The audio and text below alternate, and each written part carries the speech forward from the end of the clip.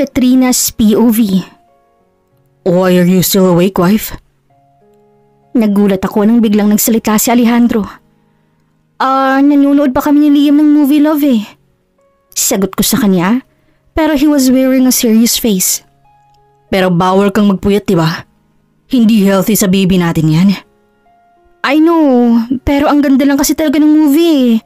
Matutulog na ako after kong manood nito. Wika ko, pero bumangon naman ito at binatukan bigla ang kapatid niya. Liam, alam mo namang bawal ang ate Katrina mong magpuyat, diba? Seryosong sabi ni Alejandro kay Liam, kaya sumingit na ako't hinila si Liam. Alejandro naman, huwag mo namang saktan ng kapatid mo. Sinamahan niya lang ako manood. Hinaplos ko naman ang ulo ni Liam dahil sa ginawa ni Alejandro. Go to sleep now, Katrina. Sabi nito sa akin, pero umiling ako. Ayoko pang matulog. Matutulog ako after kong manood ng movie. Okay, do whatever you want. Tipid na sabi ni Alejandro at umalis sa kama sa lumabas ng kwarto namin. Galit na si Kuya Alejandro, Ate Katrina. Sabi ni Liam sa akin pero sinawalang bahala ko lang yun. Hayaan mo yun. I'll deal with him later. Sabi ko sa bata at bumalik kami sa panunood. Makalipas ang 30 minutes, hindi pa rin bumalik si Alejandro sa kwarto namin. Kaya naman bilala kong bumaba. Nakatulog na rin si Liam habang nanunood kaya inayos ko siya sa pagkakahigat kinumutan. Pinatay ko na rin ang TV at saka ako bumaba. Nakita ko si Alejandro umiinom ng alak. Kaya naman niyakap ko siya mula sa likod. Matulog na tayo, Alejandro. Sabi ko, pero bigla niyang inalis ang pagkakayakap ko sa kanya na siyang pinagtataka ko. Akala ko ba nanonood ka? Tanong ito sa akin, pero hindi niya pa rin ako tinitingnan, kaya naman nakaisip ako ng paraan. Pumunta ako sa kanyang harapan at umupo sa kanyang tabi paharap sa kanya. Nakita ko siyang napasinghap pero napawi din yun. Matulog na tayo, please. Malambing kong sad. Napabuntong hininga naman siya. Hinilig ko ang ulo ko sa balikat niya. Inaantok na kami ni Baby Alejandro. Sabi kong muli sa kanya. Mukhang bumigay na si Alejandro dahil sa sinabi ko. Niyakap na rin kasi ako. Ang kulit mo kasi. Nang pinapatulog kita ayaw mo. Ayong tinigilan kita. Saka mo ko aayaing matulog. Sabi nito na siyang ikinatawa ko. Pero napawi rin ang pagtawa ko dahil napalitan ng iba. Dumampi kasi ang labi ni Alejandro sa leeg ko kaya natigilan ako. Pero dahil doon, tinuloy-tuloy ni Alejandro ang paghalik niya.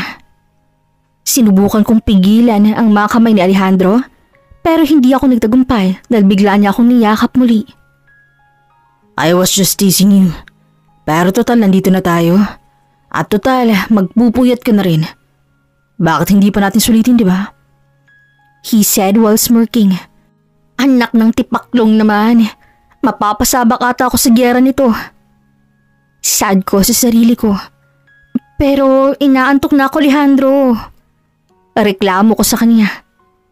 Isa lang, tapos matutulog na tayo. How's that? Sabi nito, pero duda ako sa sinasabi niya. Alejandro naman, nasa kwarto natin si Liam. Baka mahagising pa yun. Nandiyan naman ang guest room, wife. Hindi magigising yan.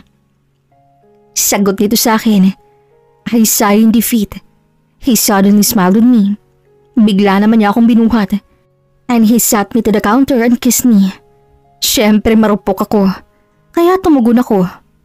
Binuhat na naman niya ako. Pero this time, bakit na para pumunta sa guest room. At muling din naman namin ang bawat isa. Wala na rin si Alejandro at Liam sa kama nang magising ako.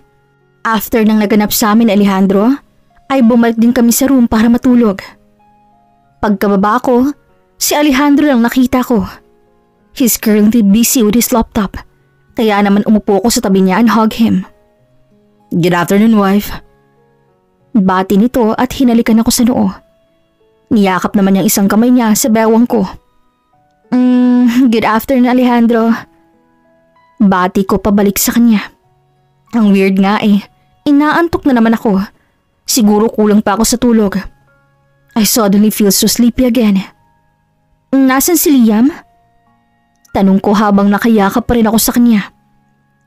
Sinundo na siya kaninang umaga. They didn't bother to wake you up, kaya umuwi na sila without informing you. Sagot nito. You better eat your brunch now. Hindi pa kayo kumakain ni baby. Alejandro said and started typing again on his laptop. Tumango naman ako.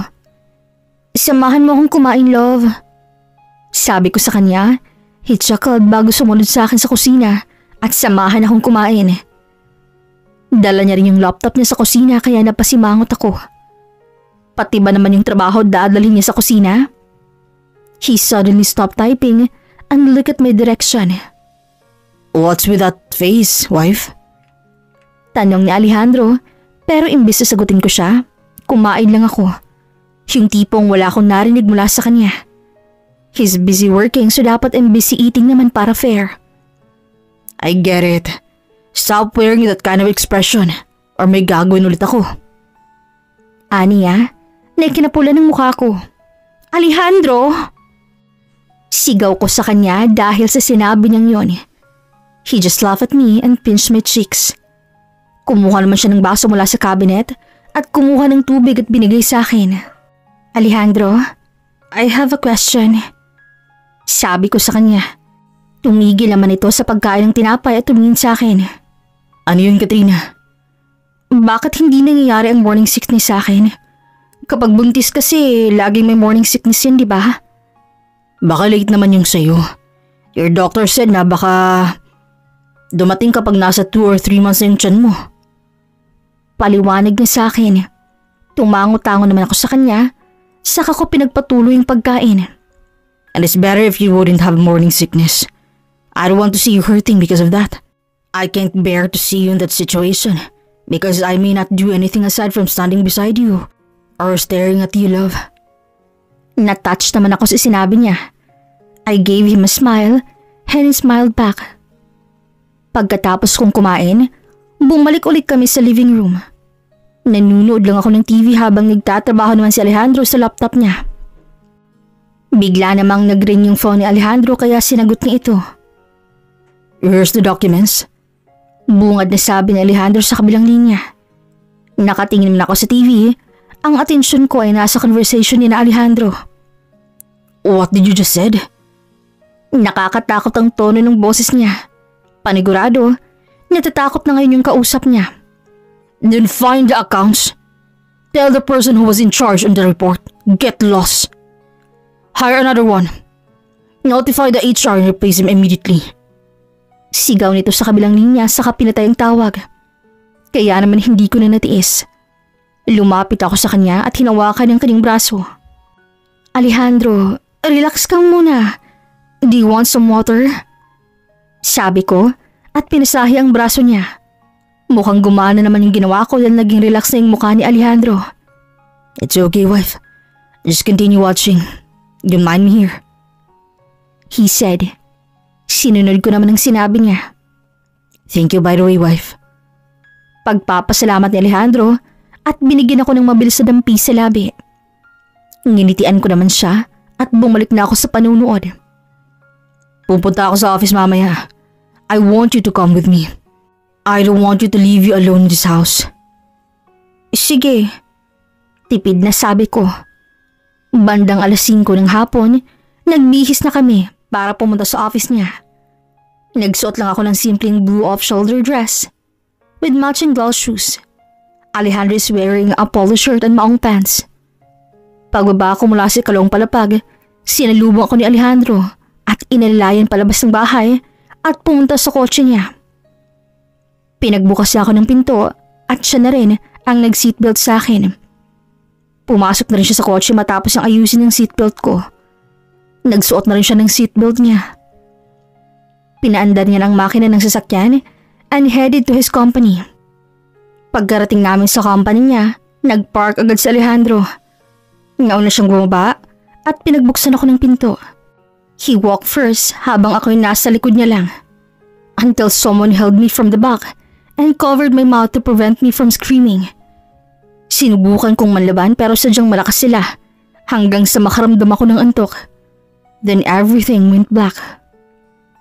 Nakapiring ang mga mata ko at may nakalagay ding tela sa bibig ko. Pilit kong kinakalas ang tali pero hindi ko matanggal. May narinig akong pagbukas ng pinto kaya naalarma ako. Itinigil kong ginagawa ko at pinikit ang mga mata ko. Tanggalan niyo ng piring. That voice. I know that voice. Tinanggal nila ang piring ko at unti-unti kong binuksan ang mata ko. Isang pamilyar na figura ang nakita ko. Si Maris. Welcome, my dear best friend. Makahulugang sabi niya. Kinabahan ako sa sinabi ng yun. Nagsimula ng manginig ang mga kamay ko dahil sa nervyos na nararamdaman ko. Oh, nakakatakot bang itsura ko? Don't worry. Matatapos na makita kasama ng bastado mong anak eh. Kaya okay lang yan. Nang aasar na saad nito. Nagsisimulang tumulo ang mga luha ko dahil natatakot na ako, lalo na para sa anak ko. Alejandro, save us. Save our baby. Bulong ko sa sarili ko. Alejandro's POV. Yes, Tito. Sinakay siya sa van. Sagot ko sa kabilang linya. I am currently talking to my uncle. My uncle holds a high rank as a soldier. I'll send your cousin there so he can help you to find your wife. Tell my son Sandro to call me when he arrives.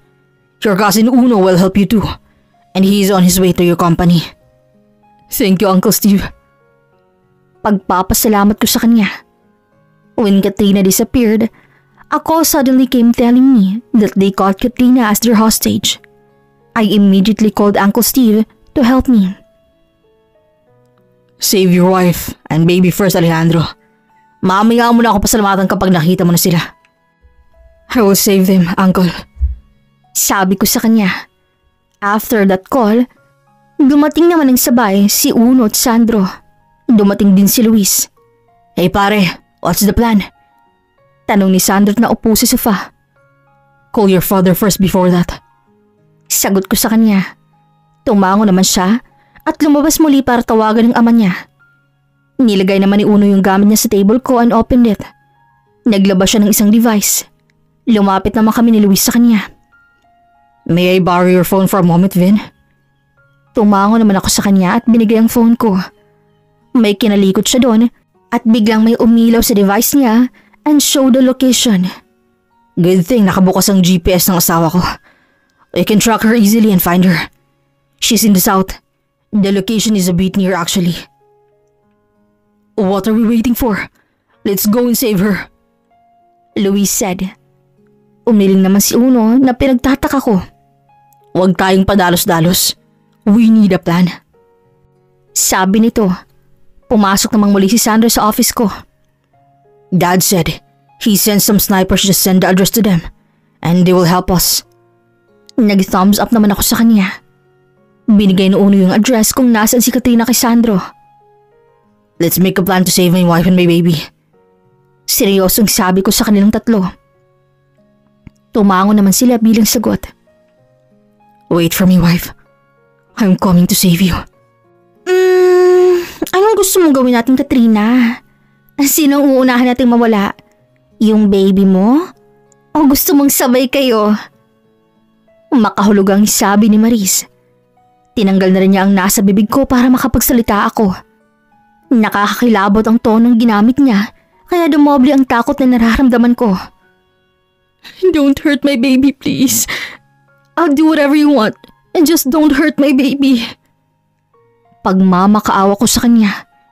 Napatigil naman siya sa sinabi ko. Nagsimula na akong umiyak dahil doon. I can't afford to lose my baby. Please, Maris. Maawa ka sa anak ko. He didn't even show the world. Huwag mong idamay ang anak ko. Then I want the truth. Bakit hindi mo sinabi sa akin ang tungkol sa inyong dalawa ni Alejandro ng mas maaga? Sigaw nito sa akin. Napapikit na lang ako dahil sinabi niya yun. Gusto kong sabihin sa ng maaga. Pero natakot ako.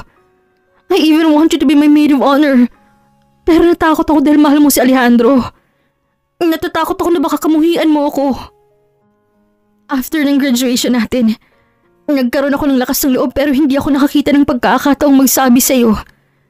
I didn't even know na may gusto sa akin si Alejandro eh. After I found out na gusto niya ako, he tried pursuing me. But I refused many times dahil iniisip kita. Hanggang sa bumigay na ako. I can't help it. Hindi mahirap mahalin si Alejandro, Maris.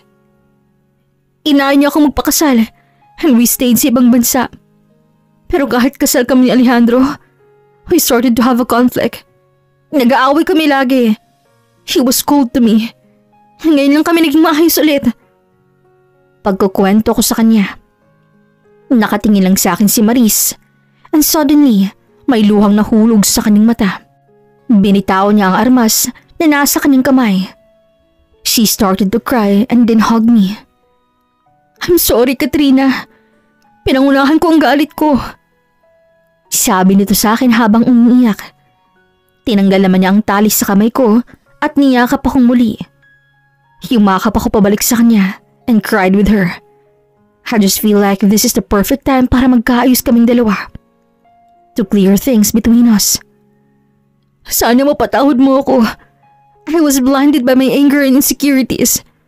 I can't even hurt you now that I saw you crying, begging not to hurt your little angel.